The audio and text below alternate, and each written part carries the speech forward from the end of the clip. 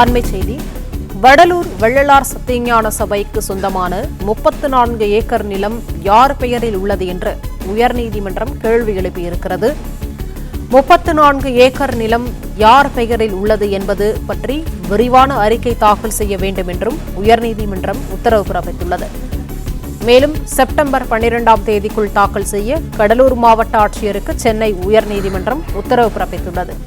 கூடுதல் விவரங்களை செய்தியாளர் ஆனந்த் வழங்க கேட்கலாம். ஆனந்த், வணக்கம். விவரங்களை சொல்லலாம். வணக்கம். வடலூர் வள்ளலார் சத்திய ஞான சபைக்கு சொந்தமான 34 ஏக்கர் நிலம் யார் பெயரில் உள்ளது என்பது குறித்து அனைத்து விவரங்களுடன் விரிவான அறிக்கையை தாக்கல் செய்ய கடலூர் மாவட்ட ஆட்சியருக்கு சென்னை உயர்நீதிமன்றம் உத்தரவிட்டிருக்கிறது.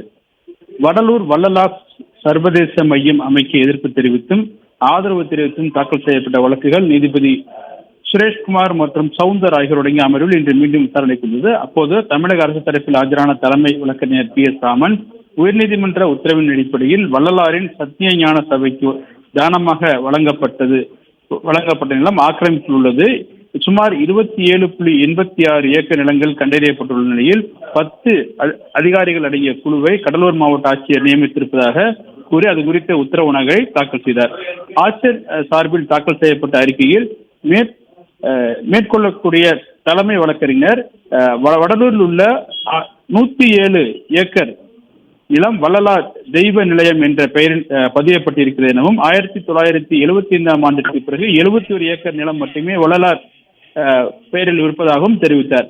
இதனையடுத்து யார் பெயரில் ஆக்கிரமிப்புகள் இருக்கிறது என்பது குறித்த விவரங்களை அறிக்கையாக தாக்கல் செய்ய கடலூர் மாவட்ட ஆட்சியருக்கு உத்தரவிட்ட நீதிபதி வழக்கினுடைய விசாரணையை செப்டம்பர் 12ஆம் தேதிக்கு தள்ளி வைத்திருக்கின்றார்.